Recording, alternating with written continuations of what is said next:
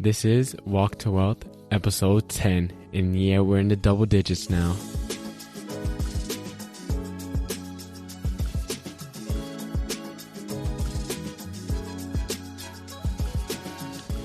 My name is John Mendez, and I am your host. Welcome to Walk to Wealth, where I motivate and inspire people new to the world of personal finance by letting you all in behind the scenes of someone who's still on his way. Thank you for tuning into today's episode. For all my new listeners, welcome. I'm glad that you're here. I'm glad that you can make it. For all the OGs in the building, welcome back home. Thank you for all the loyalty and all the support. In today's episode, I had the privilege to interview a good friend of mine, Dave Devito. Dave is an agent in my office. He does a bunch of different things in the investor world. He was one of the first agents to help me out, and also he connected me with the Connecticut Real Estate Investment Association. So he's a really great guy. In today's episode, we're going to be going over what is your why, how to establish SMART goals, how to go about taking action and not just waiting around, having multiple streams of income, and the importance of mentors to guide you along your journey. So without further ado, let's get right into the episode. Alrighty. Hey, everyone. We're here on the Walk to Wealth podcast, and we have a very special guest here. My good friend, Dave Devito, is here. Dave, give everyone a little bit of your introduction, your elevator pitch. Who are you? Just in case anyone may not know. Yeah. Hey, John. How are you, man? It's good to always see you. I appreciate you having me. Really excited to be part of your podcast. So, a little bit about me. I live in New Canaan, Connecticut, and I really am trying to build an entrepreneurial network. I'm a multifaceted entrepreneur, but real estate's a big focus of mine. And so I'm a realtor with Keller Williams here in Stamford Westport. Okay, proud of that. I'm a wholesaler. I'm an investor. I'm a hard money lender, as well as just always getting into new things to try to build passive income and build wealth. And so I love your podcast and the mission of it. And so hopefully your audience is going to appreciate what I could share today. I've been in the real estate business for about 8 years as a side hustle, done a lot of wholesaling, done a lot of deals, dozens of deals, learned a lot, met a lot of great people. I think I really pride myself on the creativity of the deal structuring. That's, I think, something a lot of my colleagues and a lot of my clients really appreciate about me. I like to think about things as the blue ocean. Blue ocean is a term that I really appreciate in business, thinking about business in ways that are different than most other people do to really try to find a solution, that diamond in the rough, if you will. And, I really enjoy helping sellers and buyers really solve challenges they're facing about property transactions, whether it be a distressed seller that is trying to find a solution not to lose their home or to kind of find equity, or, especially in this market, you can relate to this as a fellow realtor, just trying to help those buyers, try to find that dream home of theirs. But again, I really am born out of, this creativity I get largely from my previous life. And so I mentioned that real estate's been a side hustle of mine for like the last 8 years. That was at a time where I spent the last 25 years in the advertising business in the city, in New York. I've led a lot of sales teams, companies like Newsweek, Funny or Die, Will Ferrell's comedy website back in the day, a lot of YouTube ad tech companies, social media influencer companies were a big part of my career, which has been a lot of fun. I know you can really, you're a fellow expert in that field as well. Experiential marketing. I was a partner in an ad agency that really dominated in that field for a while, out of home. So you name it, I've done it in the marketing advertising. And what I'm really excited about is a few months ago, I finally made my side hustle my main hustle. So I took that everyone's aspiring to, right? And I left corporate America, I think for good. And now I'm really diving in and trying to, take that new path, that new walk to wealth. So while I think I'm a great mentor, and I really do enjoy mentoring, I've got a lot of students of my own and a lot of bird dogs. So any newbies out there, hit me up after the podcast. I'd love to, help in any way. I really enjoy the mentoring aspect of things, which I got from, being a team leader. I've led big sales teams, small sales teams, medium-sized sales teams. And so that's been really a great experience for me. But Yeah. the Let me the just butt in market, real quick, Dave. Um, sure. so like, tell us a little bit about, you telling us about your walk to wealth. What got you into real estate from that, sales? It seems like you had a pretty big thing going on in advertising and marketing. What Sure. caused you to, start thinking about real estate, and then what actually caused you to get into it? Because a lot of people never take that step. So what caused you to get into it? Yeah, no, it's a great question. And, the first thing I'll say is I got into it too late.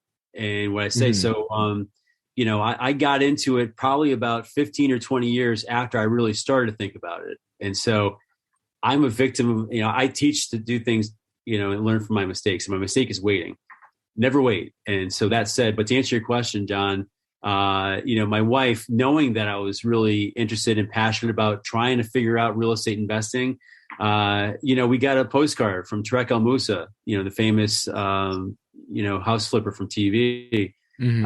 His company was having a seminar in Stanford. And so we got one of those typical, hey, free seminar about real estate. Yeah. And my wife handed me these tickets, and she's like, Dave, you got to go to this. You've been talking about real estate for a little while now. Just go do it. It was a Saturday. So, Yeah. How long ago was that? that was about 8.5 years ago. So, Okay. yeah, I dove in about 8.5 years. So I went there, sat and listened. It was a good 4 or 5 hours. It was a really great morning and early afternoon where, I listened and I learned a lot. Obviously they were trying to, pitch their course, but they gave me Yeah. a lot of information and enough to be dangerous. And it was at that seminar where I learned a lot about wholesaling, which is something I never heard of before. Yeah. And so I pieced it all together. I did not end up buying the course, Hmm. but it just really inspired me and got me excited because wholesaling, for those who don't know, is probably the thing that's talked about the most when you see, hey, invest in real estate without your own money or anything like that. It's one of Hmm. the common tactics of getting into the business. And so, at the time it was a good way to get in. So that's really how I got started. That push for my wife to really explore my passion, which is now my reality. Yeah, exactly. That's amazing. And Yeah. like, oh, as you know, we're in an industry where like it's not for the faint of heart, So it's like, no, No. what's kind of that why that just keeps you going? Sure. Sure. Well, that's an easy one. The why is my family. Mm. I'm very fortunate. I have a beautiful family. My wife and I will be married 18 years this July, and my daughter's 14, going into high school next year. A little scary, but Yeah.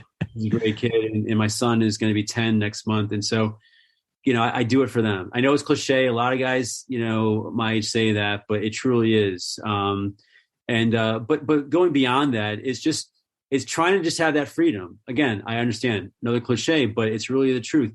I want to be able to, I definitely work hard and always will, but the ability to kind of like choose when I work, now Yeah. when I don't have that 2 hour commute to the city, when I was an ad exec, like I used to, I could take off time whenever I want. If my Yeah. daughter's at an event at 3 o'clock in the afternoon after school, or if she needs a ride to her crew practice, I could take a little bit of time off and not worry about anyone else kind of getting on me, and that's Mm. a big part of it. But the other thing, which tends to get a little bit further into kind of what makes me tick, is, I'm really trying to help people, and what I mean by that is, abundance is not a bad thing. I definitely want to achieve abundance. I definitely want to push to make and build that walk to wealth as your podcast so appropriately talks about. But one of the things is I want to really gain that abundance so I can give back and help people. You don't Yeah. have to wait to do that, because I think I try to help people.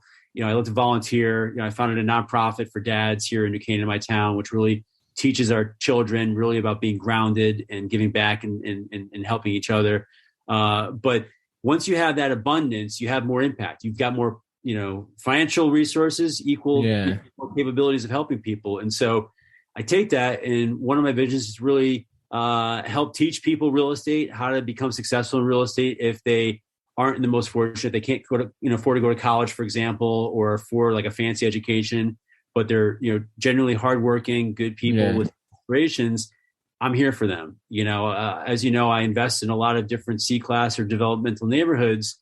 If I'm going back there, if I could help, some different people avoid foreclosure. I'm in the little process now, as you know, trying to help this young woman try to avoid being foreclosure on her house. And Dave, mind if I just butt in really quickly? sure, Yes, for sure. all the listeners that might not understand, what are type C neighborhoods, and Well, can you go into depth a little bit about that? Sure, sure. Type C neighborhoods a little bit more urban, maybe a little more opportunity zones in Hmm. areas that are, a little bit more rural. I'm sorry, more urban in that Hmm. regard. That's probably what a C-class neighborhood is. Okay, and then what is a foreclosure for anyone that may not know? Sure. A foreclosure is when you're behind on your mortgage payments with your lender, and after a certain period of time, if you're not paying or up to speed, the lender is going to foreclose on your property in which they hold a note on, and if you don't get current on that, or find someone to buy your house from you for a fair price is going to cover that debt, they can literally take your house from you, and Mm, that's unfortunately very common. We're going through some interesting times, with the pandemic and everything. And unfortunately, yeah, there's a lot of situations like that. And so, what I try to do is I try to go and find these people and try to find a solution in which they could either make a little bit of money or potentially stay in their home and yeah, find solutions. And that's not an easy feat. I'm kind of proud of my ability, my creativity that I mentioned earlier to really help these people find a way. yeah, Whether staying definitely. home or avoiding that foreclosure. Because once you have a foreclosure on your record, it's a very big black mark on your credit. It makes it a lot harder to, even go and find a rental for your next living space. And so I try to Yeah. help people avoid that if I can. And so you have a lot of things that you're working on with your nonprofit stuff and for dad, Yeah, in New Canaan, your hardware lending and everything, wholesaling. What are some of the goals that you have for a lot of these projects? Do you have like a big general goal that encompasses everything, or it's like, do you have specific goals for each? Like, what are some of the goals that you have?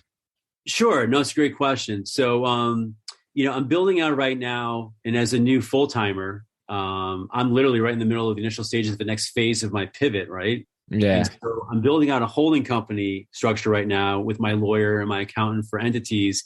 And that commonality up there of all my businesses is going to be kind of like that, making the world a better place. I'm kind of working on what the company name is going to be, Okay. but again, it goes back to the abundance. So all my different things, my wholesaling, my Keller Williams business, I'm a hard money lender, my lending business, my different kind of investments that I'm making. I'm getting into e-commerce now, which is a whole other new thing that I'm excited about. I'm in the essential services business, which is a company called ACN that I'm really excited about and really diving into deeply now.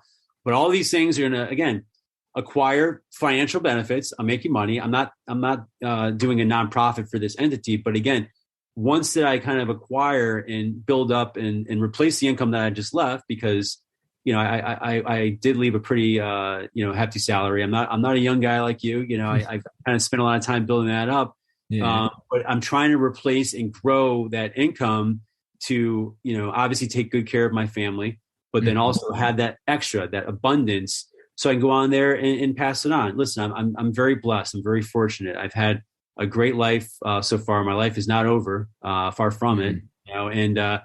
And so my goal is to really, again, achieve that abundance for both my family as well as others. And then learn a couple of things too. I'm always Mhm. learning. I think I'm a good teacher. I pride myself in trying to help others learn about themselves, but I am always trying to learn. I mean, I'm learning a lot. Yeah.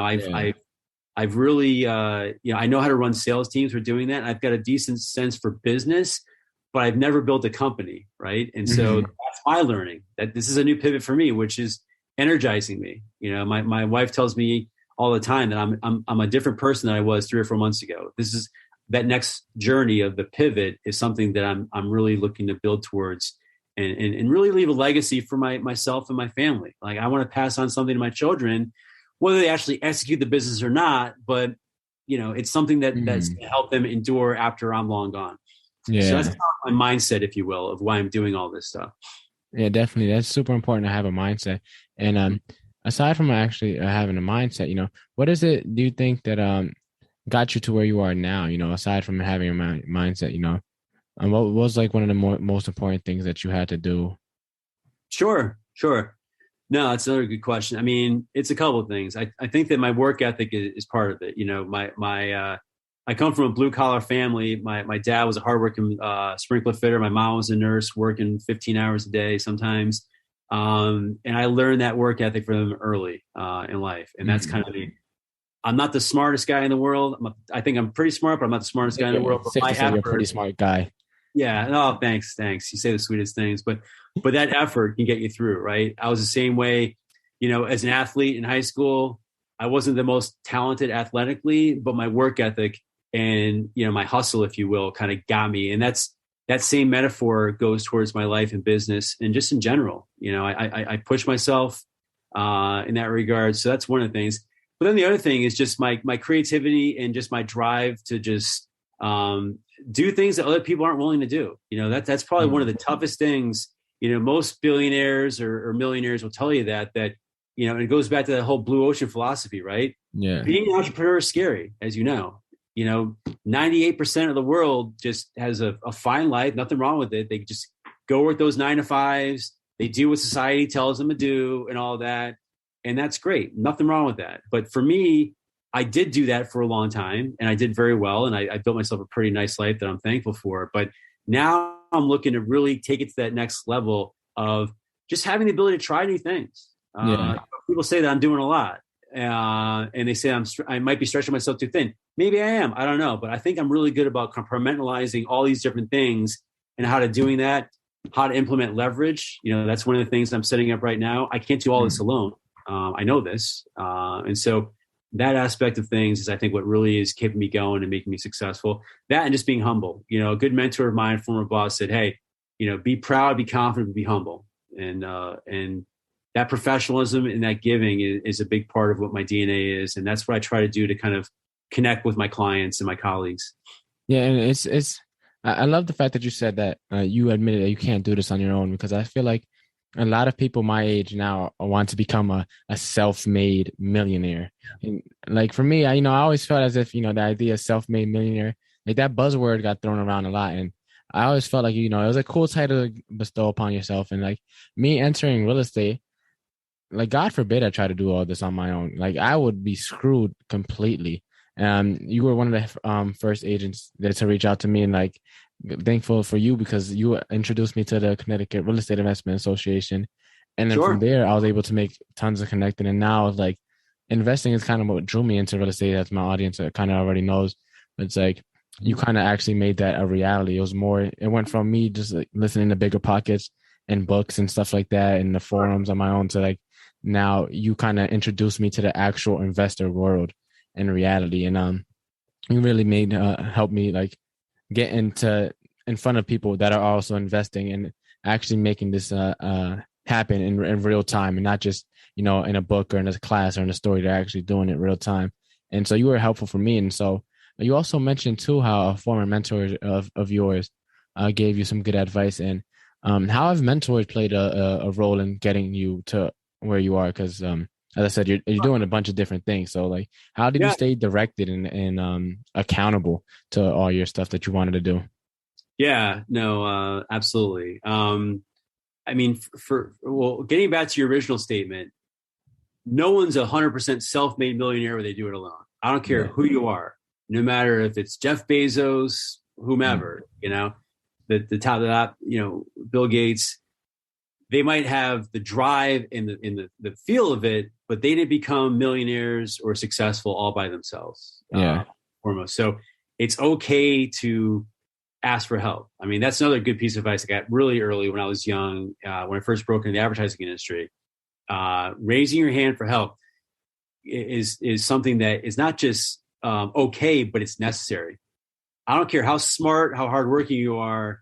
You're never going to fulfill your full potential without a mentor. And getting back to your second question is like, I've got many mentors. I'm always seeking out mentors. Have as many as you can, because I try to seek out different strengths and different perspectives from different people. I've got I may have left the marketing world inherently, but I still talk to a lot of my mentors from the advertising business all the time in that regard.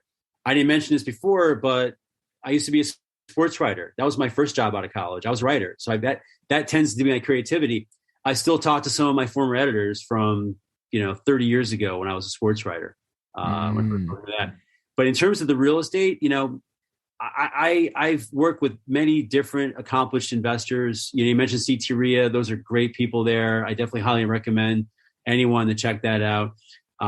and just asking them and never being shy about it. That's the other thing. I mean, most of the really accomplished people also had investors, and so they're giving back, right? So I've learned about different elements of real estate. I've started to learn, and I'm always tapping into mentors to try to, again, structure my business. That's something that I'm right now in the process of trying to get advice about. And so what you do is you find out where your shortcomings are, or where you don't have the knowledge that's necessary to get where you currently or in the future want to be, and you go find those mentors.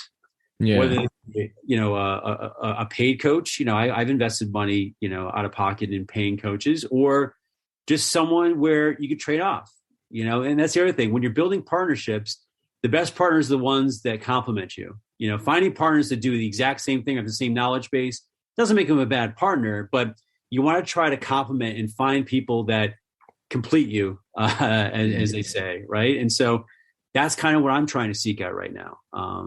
Because the more you know, the better. Because a big part of my business philosophy, as you know, is just I want to try to, build that abundance out of every different, individual in which we can collaborate on. And I'm very big about joint ventures, as you know, as well. I'm not a greedy guy. I'm an ambitious guy. I want to make, that abundance, but I'm not one that's going to kind of cut everyone out and try to make every last penny all for myself. That's not healthy in general. But it's also going to help you just build your network. People want to help people and work with people who they like, trust, and respect. Yeah. Those are the best three things, right? And it's not easy to attain all three of those. But trying to be that professional and be kind and giving and humble, I'll say that word again. Yeah. That's going to get you a lot further. Karma definitely is a thing. I'm convinced of it. And that's me. That is all for today's episode. Make sure to tune in to part 2 of this interview to catch all the topics that we didn't get to cover in today's episode. Thank you guys for tuning in to today's episode. Again, I am your host, John Mendez. You can find me at JohnMendez_Realtor and at Walk to Wealth on Instagram. Please make sure to subscribe and leave a review if you're loving the podcast so far. New episodes are released every Sunday. Look forward to seeing you guys in the next episode. Take care.